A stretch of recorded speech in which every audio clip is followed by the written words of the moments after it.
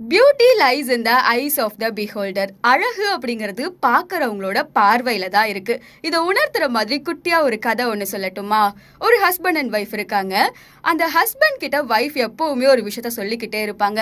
அவங்க வீட்ல இருந்து பக்கத்து வீட்டில் ஒரு லேடி துணி காய வைக்கிறதுக்காக அவங்க துணி துவைச்சிட்டு வந்து காய வைப்பாங்க. அப்போ அவங்க சொல்லுவாங்க, இவங்க மனசு மாதிரியே இவங்களோட துணியுமே ரொம்ப அழுக்கா இருக்கு.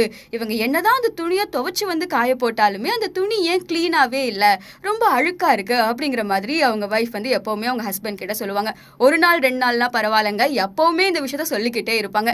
இந்த மாதிரி போய்கிட்டு இருக்கும்போது ஒரு நாள் அவங்க வைஃப் திடீர்னு மாத்தி சொல்றாங்க, இன்னைக்கு என்னடா அதிசயமா இருக்கு, இவங்க வீட்டுல எல்லா துணியுமே ரொம்ப சுத்தமா கிளீனா இருக்கு, என்ன காரணமா இருக்கும் அப்படிங்கிற மாதிரி அவங்க வைஃப் வந்து ஹஸ்பண்ட் கிட்ட கேட்கறாங்க. அதுக்கு அவங்க ஹஸ்பண்ட் சொல்றாங்க சிரிச்சுட்டே, பேபி இன்னைக்கு நான் வந்து நம்ம வீட்டு ஜன்னலை கழுவி விட்டேன், ஜன்னலை நல்லா தொடச்சு சுத்தம் பண்ணி கழுவி விட்டேன், அதனாலதான் அவங்க துணி வந்து நமக்கு பார்க்கறதுக்கு ரொம்ப அழகா தெரியுது அப்படிங்கிற மாதிரி சொல்றாங்க. ஸோ நம்மளும் நம்மளோட லைஃப்ல நிறைய நேரங்கள்ல இப்படி தாங்க இருப்போம். நம்மளோட பார்வையில தப்ப வச்சுக்கிட்டு நம்ம ஒரு நல்ல இன்டென்ஷன்ல பார்க்காம எல்லார்கிட்டையும் இருக்கிற குறைகளையும் அவங்க கிட்ட என்ன குத்தம் கண்டுபிடிக்கலாம், அவங்க கிட்ட என்ன தப்பு இருக்கு அப்படிங்கிற மாதிரி நிறைய விஷயங்களை பண்ணிக்கிட்டு இருப்போம்.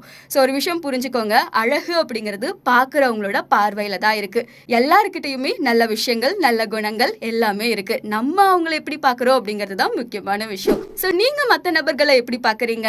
நம்மளோட பார்வையில தப்ப வச்சுக்கிட்டு யாரையுமே சீக்கிரமா ஜட்ஜ் பண்ணிட வேண்டாம். யோசிச்சு பாருங்க.